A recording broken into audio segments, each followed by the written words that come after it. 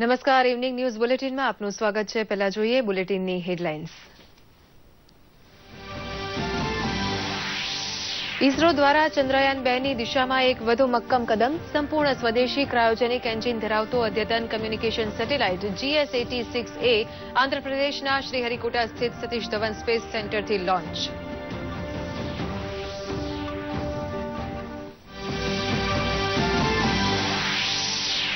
સંશોધિત national medical commission બિલને મળી કેબિનેટની મંજૂરી. બોગસ તબીબોને હવે 1 વર્ષની જેલ અને 5 લાખ રૂપિયાનો દંડ. ખાનગી કોલેજો અને યુનિવર્સિટીની 50% બેઠકો પર ફી નક્કી કરશે સરકાર.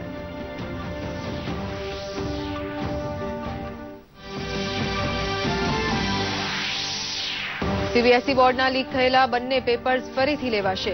દોષિતો સામે કડક કાર્યવાહી કરવાનો નિર્ધાર વ્યક્ત કરતા માનવ સંસાધન વિકાસ મંત્રી પ્રકાશ જાવડેકર. પ્રધાનમંત્રીએ તપાસ માટે આપી લીલી ઝંડી.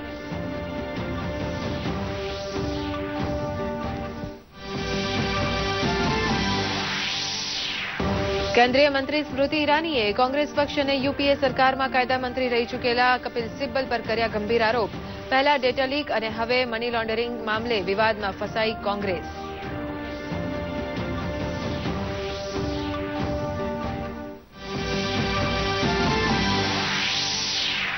ગ્લોબલ એન્ટરપ્રિન્યોરશિપ મોનિટર સર્વેક્ષણમાં ભારતભરમાં ગુજરાત અવ્વલ. 55% યુવાનો ઉદ્યોગ સાહસિક બન્યા અને 63% લોકો ઉદ્યોગ સાહસિકતાને માને છે હાઈ સ્ટેટસ. કેન્દ્ર સરકાર પણ સ્ટાર્ટઅપ ઇન્ડિયા સ્ટેન્ડઅપ ઇન્ડિયાના માધ્યમથી સાહસિકોને આપી રહી છે પ્રોત્સાહન. દેશભરમાં હર્ષોલ્લાસથી ઉજવાયું મહાવીર જયંતિનું પર્વ. મુખ્યમંત્રી શ્રી વિજય રૂપાણીએ પણ રાજકોટ ખાતે કાર્યક્રમમાં લીધો ભાગ. વડોદરામાં નીકળી ભવ્ય શોભાયાત્રા.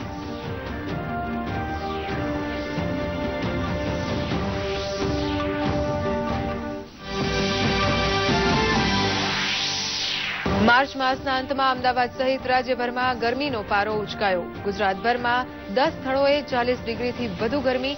રાજ્યભરમાં મહત્તમ તાપમાન ઈડરમાં 43.4 ડિગ્રી.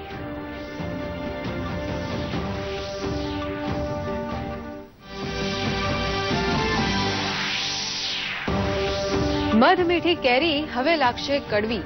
દક્ષિણ ગુજરાતમાં ચાલુ વર્ષે ઉત્પાદનમાં 25% સુધી ઘટાડાનો અંદેશો. ઓછા ઉત્પાદનને લીધે ભાવ વધવાની શક્યતા.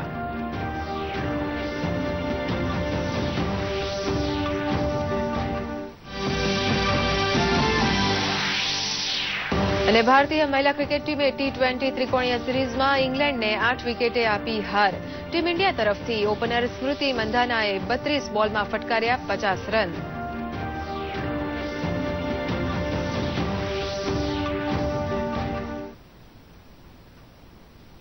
સમાચાર વિગતવાર જોઈએ.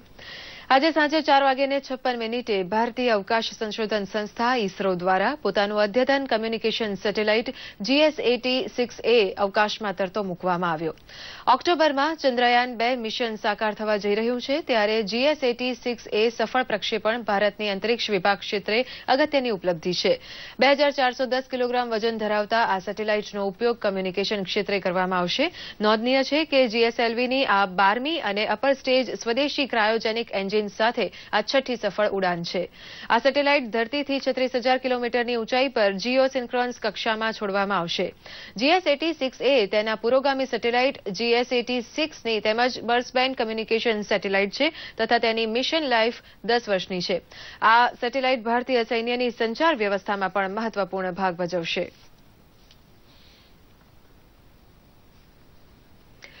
પ્રધાનમંત્રી નરેન્દ્ર મોદીની અધ્યક્ષતામાં યોજાયેલી કેન્દ્રીય મંત્રીમંડળની બેઠકમાં કેટલાક મહત્વના નિર્ણયો લેવામાં આવ્યા છે. મોદી સરકાર તરફથી મોટી યોજનાને મંજૂરી મળી છે. જોઈએ એક રિપોર્ટ. કેન્દ્રીય કેબિનેટે નેશનલ સ્કિલ ડેવલપમેન્ટ ફંડ અને નેશનલ સ્કિલ ડેવલપમેન્ટ કોર્પોરેશનને મંજૂરી આપી દીધી છે.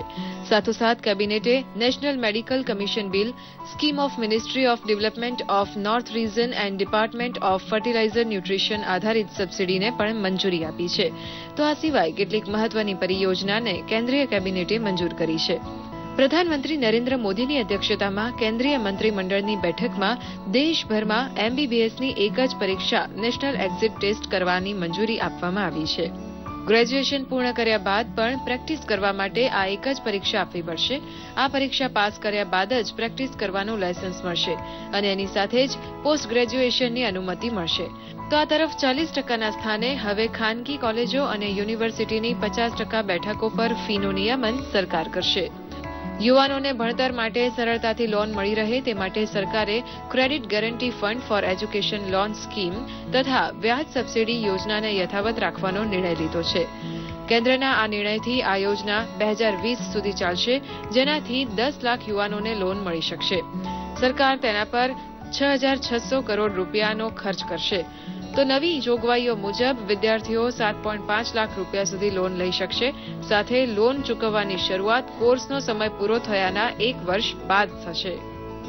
मोदी सरकार ने एक ऐतिहासिक फैसले में एजुकेशन लोन का सारा इंटरेस्ट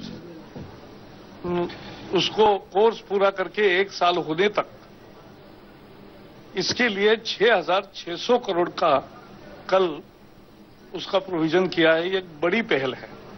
इससे आने वाले 3 साल में 10 लाख छात्रों को एजुकेशन लोन मिलेगा. 7.5 लाख तक का लोन का जो इंटरेस्ट होगा वो सरकार भरेगी और इसलिए उसको बहुत बड़ी राहत मिलेगी. કેન્દ્રીય મંત્રીમંડળે રાષ્ટ્રીય ચિકિત્સા આયોગ બિલમાં સુધારાને મંજૂરી આપી દીધી છે. બિલમાં વિવાદિત એવા બ્રિજ કોર્સની જોગવાઈને હટાવી દેવાઈ છે. મંત્રીમંડળે બોગસ તબીબો સામે સજા અને દંડની જોગવાઈ પણ વધારી છે. બોગસ તબીબોને હવે 1 વર્ષની જેલ અને 5 લાખ રૂપિયાનો દંડ થશે. રાષ્ટ્રીય ચિકિત્સા આયોગમાં રાજ્યના પ્રતિનિધિઓની સંખ્યા વધારીને 3માંથી 6 કરી દેવાઈ છે. બ્યુરો રિપોર્ટ, દૂરદર્શન સમાચાર, અમદાવાદ. સીબીએસઈ બોર્ડનું 10મા ધોરણનું ગણિત અને ધોરણ 12નું અર્થશાસ્ત્રનું પેપર ફરીથી લેવાશે. બંને વિષયોના પેપર લીક થવાના અહેવાલ સામે આવ્યા બાદ બોર્ડે આ નિર્ણય લીધો છે. બોર્ડે જણાવ્યું છે કે પેપરોની પરીક્ષા તારીખ સહિતની વિગતો સીબીએસઈની વેબસાઇટ પર આગામી સપ્તાહ સુધી જાહેર કરી દેવાશે. આ દરમિયાન માનવ સંસાધન વિકાસ મંત્રી પ્રકાશ જાવડેકરે જણાવ્યું છે કે આ મામલાની તપાસ ચાલુ છે અને દોષિતો સામે કડક કાર્યવાહી કરાશે. દિલ્હી પોલીસની ગુનાહિત મામલાઓની શાખા આ મામલે તપાસ કરી રહી છે. પેપર લીક મુદ્દે પહેલેથી જાણકારી હોવાની બાબતને ચર્ચામાં લાવીને કોંગ્રેસે સીબીએસઈના અધ્યક્ષના રાજીનામાની માગણી કરી હતી. આ મુદ્દે પ્રધાનમંત્રી તરફથી તપાસ માટે લીલી ઝંડી આપી દેવામાં આવી છે. વિદેશ મંત્રી સુષ્મા સ્વરાજે ટોક્યોના વિવેકાનંદ કલ્ચરલ સેન્ટર ખાતે કહ્યું કે જાપાન અને ભારતના સંબંધો પ્રધાનમંત્રી નરેન્દ્ર મોદી અને જાપાનના પ્રધાનમંત્રી શિન્ઝો આબેની આગેવાની હેઠળ મજબૂત બન્યા છે. ઉપરાંત ભારત અને જાપાન વચ્ચે હકારાત્મક સંબંધ બનાવવા માટે ડાયસ્પોરાના યોગદાનની પ્રશંસા કરી હતી. ઉલ્લેખનીય છે કે વિદેશ મંત્રી સુષ્મા સ્વરાજ 3 દિવસના જાપાનના પ્રવાસે છે. આજે તેમણે ટોક્યોમાં 9મી ભારત જાપાન વિદેશ મંત્રી સ્તરના રણનીતિક સંવાદમાં ભાગ લીધો હતો. આજે કેન્દ્રીય મંત્રી સ્મૃતિ ઈરાનીએ કોંગ્રેસ પક્ષ ઉપર અને યુપીએ સરકારમાં કાયદા મંત્રી રહી ચૂકેલા કપિલ સિબ્બલ પર ગંભીર આરોપ લગાવ્યો છે. સ્મૃતિ ઈરાનીએ આરોપ લગાવતા કહ્યું છે કે જ્યારે કપિલ સિબ્બલ કેન્દ્રીય મંત્રી હતા ત્યારે એક એસ્ટેટ કંપની સાથે જમીનનો સોદો કર્યો હતો. જ્યારે સોદો કરવામાં આવ્યો હતો ત્યારે તે કંપની પર મની લોન્ડરિંગનો આરોપ હતો અને તેની તપાસ સીબીઆઈ દ્વારા થઈ રહી હતી. જો કે આ મામલે સાઉથ આફ્રિકાની એક ન્યૂઝ એજન્સી દ્વારા પૂછવામાં આવ્યું ત્યારે કપિલ સિબ્બલે અસ્વીકાર કર્યો હતો, પણ બાદમાં ખુલાસા થતા તેમના કથિત સંડોવણી સામે આવી હતી. સ્મૃતિ ઈરાનીએ સીધો પ્રશ્ન કપિલ સિબ્બલ અને રાહુલ ગાંધીને પૂછ્યો છે કે શું આ પ્રકારની રાજનીતિને તેઓ સ્વીકૃતિ કે સંમતિ માને છે કે તેમના કેન્દ્રીય મંત્રી પદના ખોટા લાભ ઉઠાવે. આ મુદ્દે રાહુલ ગાંધી જવાબ આપે. જો કે હાલ કોંગ્રેસની સમસ્યા વધતી જ જાય છે. પહેલાથી ડેટા લીક મામલે કોંગ્રેસ મુશ્કેલીમાં હતી.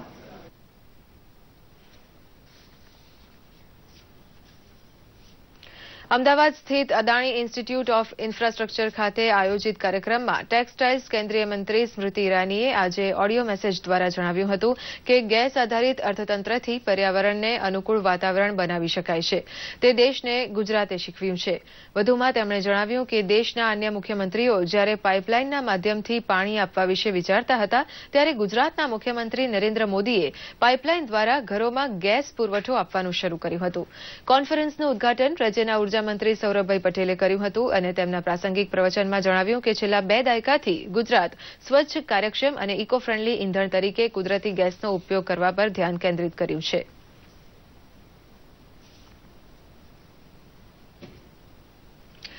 દેશભરમાં મહાવીર જયંતીની હર્ષોલ્લાસથી ઉજવણી થઈ રહી છે. જૈન ધર્મમાં સૌથી ખાસ તહેવારોમાં મહાવીર જયંતીનું મહત્વ છે.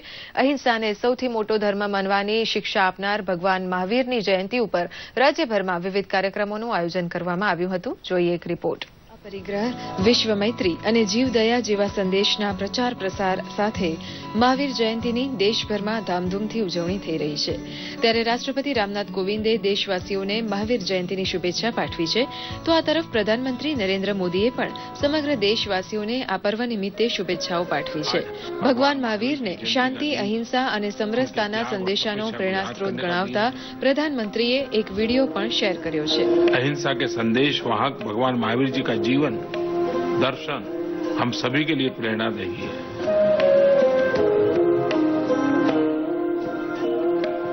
समस्त देशवासियों को महावीर जयंती की शुभकामनाएं. કેન્દ્રીય માહિતી અને પ્રસારણ મંત્રી સ્મૃતિ ઈરાનીએ પણ આ અવસરે દેશવાસીઓને શુભેચ્છા પાઠવી હતી. મુખ્યમંત્રી શ્રી વિજય રૂપાણીએ રાજકોટ ખાતે ભગવાન શ્રી મહાવીર સ્વામી જન્મ કલ્યાણક મહોત્સવ દ્વારા આયોજિત ધર્મયાત્રાને શાસન ધ્વજ લહેરાવી પ્રસ્થાન કરાવ્યું હતું, જેમાં મુખ્યમંત્રી વિજય રૂપાણી પણ જોડાયા હતા. આ ધર્મયાત્રામાં ભગવાન મહાવીર સ્વામીના જીવન કર્મને ઉજાગર કરતા વિશેષ શણગાર સાથે 24 તીર્થંકરોના 24 ફ્લોટ ધર્મયાત્રામાં જોડાયા હતા. ભગવાન મહાવીરના જીવન પ્રસંગ ઉપરની ચિત્ર સ્પર્ધા, જીવદયાના કાર્યક્રમો, આમ અનેક કાર્યક્રમોએ સમગ્ર શહેરમાં ભગવાન મહાવીરના જન્મ જયંતિને ઉજવવાના એક સરસ વાતાવરણ બનાવવા માટે પણ અભિનંદન આપું છું. અમદાવાદમાં વિવિધ જૈન સંઘો દ્વારા નારણપુરા ખાતે અને હાટકેશ્વર ખાતેથી 2 રથયાત્રાનું આયોજન કરાયું હતું. જૈન ઇન્ટરનેશનલ ગ્રુપ દ્વારા છેલ્લા 7 વર્ષથી આ રથયાત્રાનું આયોજન કરાય છે. ત્યારે આ રથયાત્રામાં પ્રભુજીનો પ્રાચીન રથ, રાજસ્થાની ઘેર નૃત્ય, હાથી, બેન્ડબાજા ઉપરાંત બળદગાડામાં બહેનોની મંડળીઓએ આકર્ષણ જમાવ્યું હતું. આ યાત્રામાં અમદાવાદના મેયર ગૌતમ શાહ પણ જોડાયા હતા. રથયાત્રામાં ખાસ કરીને નગરજનોને સંદેશો આપ્યો કે પ્રભુ મહાવીરે જે રસ્તો અપનાવ્યો, જે રીતે શાંતિ સ્થાપી અને જે રીતે ભાઈચારાની લાગણી આ સંદેશમાંથી મળે છે, તો એ આજના સમયમાં પણ આપણે આ ભાઈચારો અને શાંતિ અને કરુણા માટે, અહિંસા માટે આપણે બધા એક થઈએ. ધોરાજી ખાતે ભગવાન મહાવીર જયંતિ નિમિત્તે નીકળેલી વિશાળ શોભાયાત્રા શહેરના મુખ્ય માર્ગો પર ફરી જૈન દેરાસર ખાતે પહોંચી હતી. આ પ્રસંગે ધોરાજી જૈન સમાજના લોકો મોટી સંખ્યામાં જોડાયા હતા. નવસારીમાં પણ સમસ્ત જૈન સમાજ આયોજિત વિવિધ કાર્યક્રમો યોજવામાં આવ્યા હતા, જેમાં વહેલી સવારે શહેરમાં ભગવાન મહાવીરની વિશાળ શોભાયાત્રા નીકળી હતી, જેમાં જૈન સમાજના જૈન મુનિઓ તથા જૈન અગ્રણીઓ સાથે ભાવિકો મોટી સંખ્યામાં ઉપસ્થિત રહ્યા હતા અને ભગવાન મહાવીરના ભજનોની રમઝટ બોલાવી મહાવીરમય બની બાળકો નાચી ઉઠ્યા અને નવસારી શહેર ભગવાન મહાવીરના જયઘોષ સાથે ગુંજી ઉઠ્યું હતું. સેલવાસમાં જૈનો દ્વારા ભગવાન મહાવીર સ્વામીના જન્મ કલ્યાણક વર્ષની ઉજવણી કરવામાં આવી હતી. અહિંસા પરમો ધર્મના સંદેશ સાથે નગરના વિવિધ માર્ગો પરથી યાત્રા જ્યારે ઝંડા ચોક પહોંચી, ત્યારે મુસ્લિમ બિરાદરો દ્વારા યાત્રાને આવકારી ઠંડા શરબતો પીવડાવી કોમી એકતા અને ભાઈચારાનું ઉત્તમ ઉદાહરણ તેમણે પૂરું પાડ્યું હતું. અમારી ફરજ બી હતી કે ભાઈ એમનું સ્વાગત કરીએ ને એમને શરબત પીવડાવીએ ને એ હિસાબે અમે લોકો આ પ્રોગ્રામ રાખેલો. તે હિસાબે બહુ સારી રીતે ગયો. એ લોકો બહુ સારી રીતે અમને મળ્યા, અમને એમનું સ્વાગત કર્યું ને ભાઈચારાનું એક મિસાલ અમે લોકો બતાવી. જૈન ધર્મને અને મહાવીર સ્વામી ભગવાનનો આજે જે વરઘોડો નીકળ્યો, તે વરઘોડાની દરેકે હિન્દુ મુસ્લિમે દરેકે ભેગા થઈ અને સ્વાગત કર્યું તેમનું, અને ઘણો જ એકતાથી રહ્યા અને એકતાથી રહે કાયમ માટે તે અમારી ભાવના છે. તો આ બાજુ વડોદરા શહેરના જૈન સમાજ દ્વારા મહાવીર સ્વામી જન્મ કલ્યાણક મહોત્સવ નિમિત્તે અહિંસાના પ્રચાર અર્થે ભગવાન મહાવીરની 13 ફૂટ ઊંચી પ્રતિમા સાથે શોભાયાત્રાનું આયોજન કરાયું હતું, જેમાં ડીજેના તાલે મહાવીર સ્વામીના જીવન ચરિત્રનો મહિમા વર્ણવતા ગીતોના તાલે જૈન સમાજ ઝૂમી ઉઠ્યો હતો. શોભાયાત્રા શહેરના રાજમાર્ગો પર ફરતા સમગ્ર વાતાવરણ ભક્તિમય બન્યું હતું. બ્યુરો રિપોર્ટ, દૂરદર્શન સમાચાર, અમદાવાદ. ભરૂચ જીએનએસસી ખાતે કેન્દ્રીય મંત્રી ગિરિરાજસિંહ અને રાજ્યના મંત્રી આરસી ફળદુએ નીમ પ્રોજેક્ટના પ્લાન્ટનું લોકાર્પણ કર્યું હતું. મહિલા સશક્તિકરણના આ પ્રોજેક્ટને કેન્દ્રીય મંત્રી ગિરિરાજસિંહે બિરદાવ્યો હતો. જોઈએ એક રિપોર્ટ. ખાતે આવેલા જીએનએફસીના નારદેશ એટલે કે નર્મદા નગર રૂરલ ડેવલપમેન્ટ સોસાયટી અંતર્ગત નીમ સોપ પ્લાન્ટનું ભારત સરકારના સૂક્ષ્મ લઘુ અને મધ્યમ વિભાગ મંત્રાલયના રાજ્યકક્ષા મંત્રી શ્રી ગિરિરાજસિંહે ઉદઘાટન કર્યું હતું.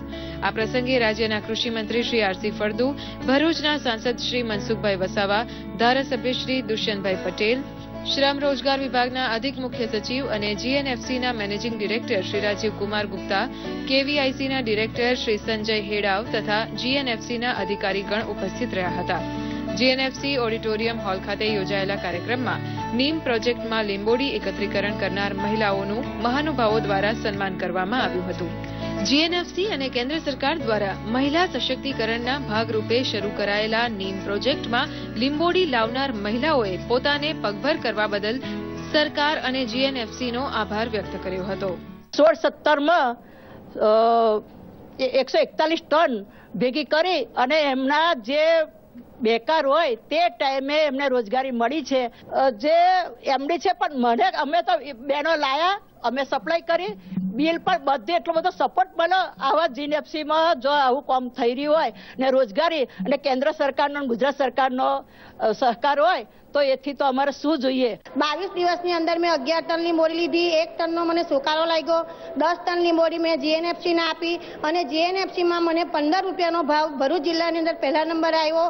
22 દિવસની અંદર મેં 47,000 રૂપિયા નફો કર્યો છે અને મારી બેંકમાં 50,000 રૂપિયા લોન બાકી હતી, એમાંથી મેં 30,000 રૂપિયા લોન ભરપાઈ કરી. 10,000નું મેં છોકરીઓને વાંચવા માટે પંખા ને એવું તે મેં ઉપર લાઇટ ફિટિંગ કરાયું અને બીજા 10,000 રૂપિયા હજુ મારી પાસે પડેલા છે. તો આ વર્ષે હું વધારેમાં વધારે. પ્લાન્ટના ઉદઘાટન પ્રસંગે કેન્દ્રીય મંત્રી શ્રી ગિરિરાજસિંહે તથા રાજ્યના કૃષિ મંત્રી આરસી ફળદુએ જીએનએફસીના નીમ પ્રોજેક્ટ પ્લાન્ટનું ઝીણવટભર્યું નિરીક્ષણ કર્યું હતું અને નીમ પ્રોજેક્ટ દ્વારા થઈ રહેલી કામગીરીની જાણકારી મેળવી હતી.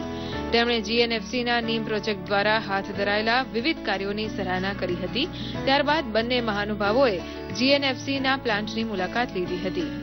माननीय कृषि मंत्री और राजीव जी ये दोनों मिलकर के जो रचना कर रहे हैं, आने वाले दिन में 60 लाख महिलाओं को रोजगार की योजना बन रही है.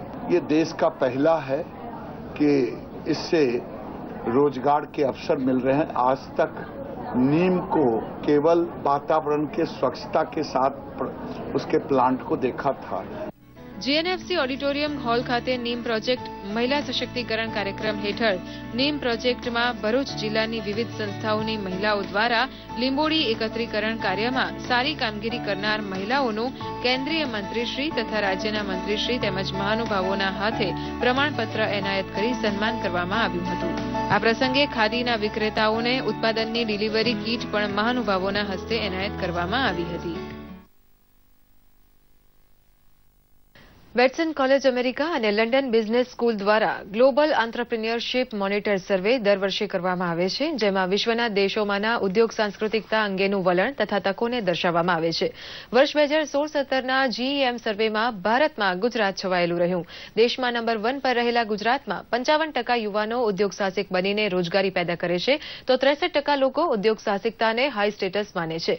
સર્વેના આંકડાઓ પ્રમાણે ઉદ્યોગ સાહસિકતા અભિયાન છેલ્લા 2-3 વર્ષથી સુવ્યવસ્થિત રીતે આગળ વધી રહ્યું છે તથા યુવાનોને લાગી રહ્યું છે કે હાલમાં ઉદ્યોગ સાહસિક બનવાનો સાચો સમય છે. નોંધનીય છે કે કેન્દ્ર સરકાર પણ સ્ટાર્ટઅપ ઇન્ડિયા સ્ટેન્ડઅપ ઇન્ડિયાના માધ્યમથી સાહસિકોને પ્રોત્સાહન આપી રહી છે. એફડીઆઈ અમદાવાદના ડિરેક્ટર શ્રી સુનિલ શુક્લાએ આ સર્વે અંગે ડીડી ન્યૂઝ સાથે ખાસ વાતચીત કરી હતી. आ रहे हैं, जिस तरह के एंटरप्राइजेस क्रिएट कर रहे हैं उसमें वैल्यू एडिशन और उसको एक्सपेंशन की काफी आवश्यकता है और ये टेक्नोलॉजी की मदद से हो सकती है.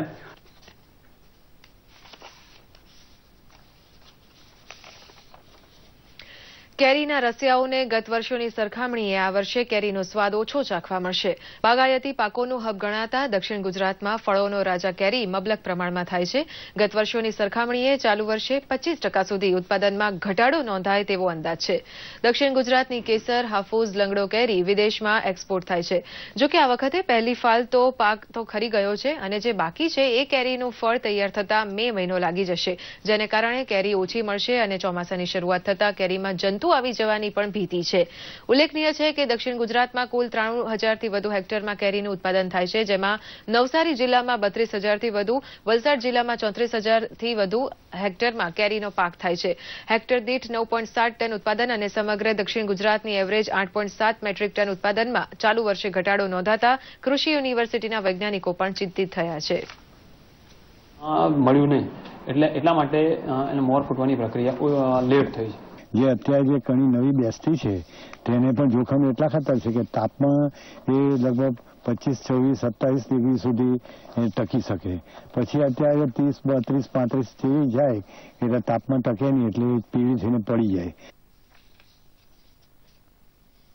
ભુજ એરપોર્ટ ખાતે એનઆરઆઈ પેસેન્જર પાસે ભારતમાં પ્રતિબંધિત સેટેલાઇટ ફોન મળી આવ્યો છે. યુએસની સ્ટોનબ્રિજ કંપનીના સીઈઓ નવીનચંદ્ર ડિમોન પાસેથી ઇરિડિયમ કંપનીનો સેટેલાઇટ ફોન મળી આવ્યો છે. તેઓ 30 વ્યક્તિના ગ્રુપ સાથે અમેરિકાથી ભારત ફરવા આવ્યા હતા. આ એનઆરઆઈ યુનાઇટેડ સ્ટેટ્સમાં 100થી વધુ હોટેલના માલિક હોવાનું સામે આવ્યું છે. પોલીસે ભારતીય વાયરલેસ ટેલિગ્રાફ એક્ટ 1933 હેઠળ કાર્યવાહી કરવા તજવીજ હાથ ધરી છે. કચ્છમાં આજે પરોઢીએ અંદાજે 4 વાગે ભૂકંપના 2 ઝટકા અનુભવાયા હતા, જેમાં પહેલો ઝટકો 4.7ની તીવ્રતાનો અને બીજો 3.5ની તીવ્રતાનો હતો.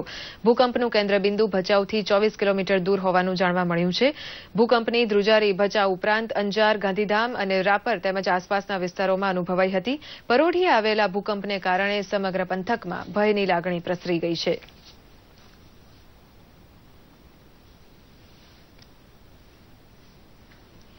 જામનગરના જામ સાહેબ દ્વારા એક ખાસ ઓર્ડર આપીને બનાવવામાં આવેલી માન્ચેસ્ટર કાર બીજા વિશ્વયુદ્ધ વેળાએ પોલેન્ડની મહિલાને ભેટમાં આપવામાં આવી હતી. 90 વર્ષનો જાજરમાન ઇતિહાસ ધરાવતી આ કાર ફરીથી જામનગર પરત ફરી છે, ત્યારે તેને નાગરિકો નિહાળી શકે તેવું આયોજન કરવામાં આવ્યું છે. આ કારનો ઇતિહાસ જાજરમાન છે. જોઈએ એક રિપોર્ટ. મોટર પ્રત્યેનો પ્રેમ સમગ્ર જગતમાં પ્રસિદ્ધ છે. વિશ્વની મહાકાય મોટર કંપની જામ સાહેબના આગ્રહ મુજબની મોટર કાર બનાવી આપતી અને તે કાર માત્ર જામ સાહેબ માટે જ બનતી, જે વિશ્વની અજોડ મોટર કાર તરીકે ઓળખાતી. વર્ષ 1927માં જામ સાહેબ રણજીતસિંહ માટે લાન્ચેસ્ટર કંપનીએ 28 એચપીની 7 પેસેન્જર માટેની કાર તૈયાર કરી હતી, જે વિશ્વની એકમાત્ર લાન્ચેસ્ટર કાર રહી છે. આ લાન્ચેસ્ટર કાર પર તે સમયના નવાનગર સ્ટેટની ખાસ 27 નંબરની નંબર પ્લેટ પણ લગાવવામાં આવી હતી. ફોટોશૂટ માટે ગાડીને ગામમાં લઈને નીકળતા હતા. 1 મિનિટ ઉભા રહીને બધા જોતા, પછી એકદમથી લોકોને સ્ટ્રાઇક થતું. અને સૌથી અચરજવાળી વાત એ છે કે લાન્ચેસ્ટરને હજી લોકો ભૂલ્યા નથી જામનગર, એટલે તરત બોલતા.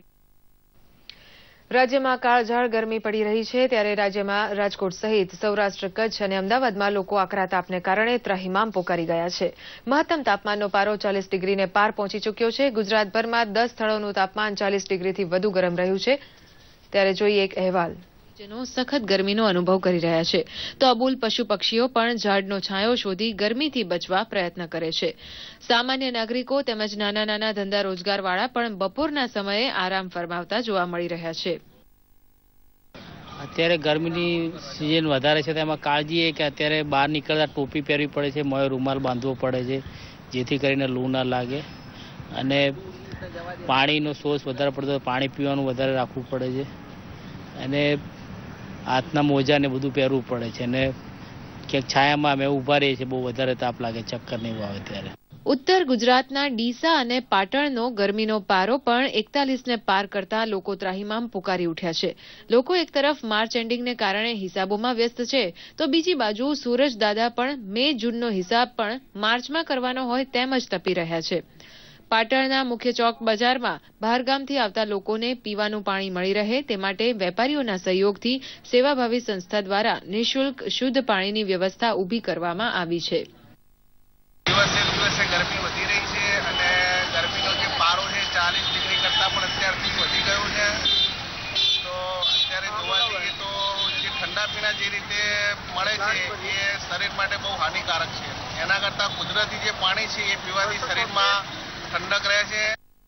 ગીર અને કોસ્ટલ વિસ્તારમાં પણ હીટ વેવને લઈ ગરમીએ માજા મૂકી છે, ત્યારે વન્ય પ્રાણીઓને આ આકરી ગરમીથી બચાવવા માટે વન વિભાગે કમર કસી છે. હમણાં સુધી ગીરના જંગલમાં પાણીના કૃત્રિમ પોઈન્ટ ઉભા કરી વન્ય પ્રાણીઓને રાહત પહોંચાડવામાં આવતી હતી, ત્યારે હવે દરિયાપટ્ટીના વિસ્તારોમાં આવેલા જંગલોમાં પણ કૃત્રિમ પાણીના પોઈન્ટ બનાવવા માટે વન વિભાગે અભિયાન હાથ ધર્યું છે. તો વેરાવળથી લઈ સૂત્રાપાડા સુધીના કોસ્ટલ વિસ્તારના જંગલોમાં પણ પાણીના કૃત્રિમ પોઈન્ટ બનાવવાની કામગીરી શરૂ થઈ ગઈ છે. આપણે વેરાવળ રેન્જની અંદર સોરવાડ ડેમથી લઈ અને સૂત્રાપાડા બારા સુધીમાં અંદાજે 35 થી 40 કિલોમીટર કોસ્ટલ બોર્ડર આવેલ છે અને આમાં પાણીના વન્ય પ્રાણીમાં સિંહ છે, દીપડા છે, જંગલી ભૂંડ છે, નીલગાય છે, શીતલ છે, આવા અસંખ્ય વન્ય પ્રાણીઓ વસવાટ કરે છે. અને આ વન્ય પ્રાણીઓને પીવાના પાણી માટે વન વિભાગ તરફથી 7 થી 8 પોઈન્ટ બનાવવામાં છે, કુંડા બનાવે છે અને 4 થી 5 કુદરતી પોઈન્ટ છે, ડેમ છે, તળાવ છે, 4 થી 5 કુદરતી પોઈન્ટ છે. એ વિસ્તારમાં આપણે પાણીના પોઈન્ટ ગાઢ જંગલમાં મૂકવામાં છે, જ્યાં વાહન જઈ શકે એવી પરિસ્થિતિ નથી. એમાં આપણે કુદરતી પાણી ભરવા માટે પવનચક્કી મૂકવામાં આવેલી છે. પવનચક્કી દ્વારા પાણી ભરવામાં આવે. રાજ્યમાં હાલ તો ગરમીનો પારો યથાવત છે, ત્યારે આગામી દિવસોમાં આવતા વૈશાખી વાયરા માટે તૈયાર રહેવું પડશે, કારણ કે જો ગરમીની શરૂઆત જ હેટ્રિક હોય તો તેના મધ્યની શું પરિસ્થિતિ હશે તે જોવાનું રહ્યું. બ્યુરો રિપોર્ટ, દૂરદર્શન સમાચાર, અમદાવાદ. બીસીસીઆઈએ બોલ સાથે છેડછાડ મામલે દોષિત ક્રિકેટર સ્ટીવ સ્મિથ અને ડેવિડ વોર્નર પર આ વર્ષે યોજાનારી ઇન્ડિયન પ્રીમિયર લીગમાં રમવા પર પ્રતિબંધ લગાવ્યો છે. સ્મિથ અને વોર્નર બંને રાજસ્થાન રોયલ્સ અને સનરાઇઝર્સ હૈદરાબાદના કેપ્ટન હતા, પરંતુ કેપટાઉન સિરીઝમાં થયેલી બોલ સાથે છેડછાડની ઘટના બાદ બંને પાસેથી કેપ્ટનશીપ પરત લેવાઈ હતી. જોકે હવે આ પ્રતિબંધ બાદ બંને ખેલાડીઓ રાજસ્થાન રોયલ્સ અને સનરાઇઝર્સ હૈદરાબાદ માટે નવી નહીં શકે, તો કેમરન બેનફ્રોક્ટ ઉપર પણ 9 મહિનાનો પ્રતિબંધ લગાવવામાં આવ્યો છે. ન્યૂઝીલેન્ડના કેન વિલિયમસનને ડેવિડ વોર્નરના સ્થાને કેપ્ટનશીપ આપવામાં આવી છે, તો સ્મિથના સ્થાને અજિંક્ય રહાણેને રાજસ્થાન રોયલ્સનું કપ્તાન પદ સોંપવામાં આવ્યું છે.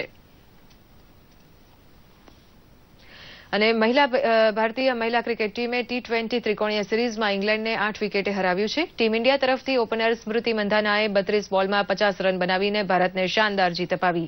આ સિરીઝમાં ભારતની આ પહેલી જીત છે. ભારતીય ટીમે ઇંગ્લેન્ડની આખી ટીમને 107 રનમાં ઓલ આઉટ કરી હતી. અને આ સાથે જ આ સમાચાર બુલેટિન અહીં સમાપ્ત થાય છે. નમસ્કાર.